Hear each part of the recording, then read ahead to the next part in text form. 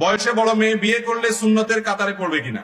কোন ছেলে যদি কোনো মেয়েকে বিয়ে করে, সে মেয়ের বয়সটা নিজের চাইতে বয়সে বেশি এরকম, অথবা যদি কোনো মেয়ে বিধবা হয়, তাকে বিয়ে করে, তালাক প্রাপ্তা, কিন্তু ভালো মানুষ, তার কোনো দোষ নাই, জামাই হয়তো, স্বামী হয়তো জালেম ছিল, তাহলে এরকম মেয়েকে বিয়ে করলে অনেক বড় সওয়াব হবে। আমাদের সমাজের কিছু অনাচার আছে।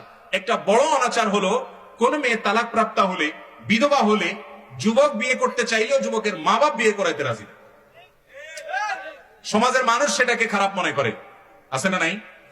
অথচ একজন বিধবা নারী, তাকে যদি আপনি বিবাহ করেন এই জায়গা থেকে যে তার আশ্রয় দরকার আছে, তাহলে সেক্ষেত্রে এই বিবাহের কারণে, এই স্যাক্রিফাইসের কারণে, এই সহায়তামূলক মানসিকতার কারণে আপনার সওয়াব আরো অনেক বেশি হবে।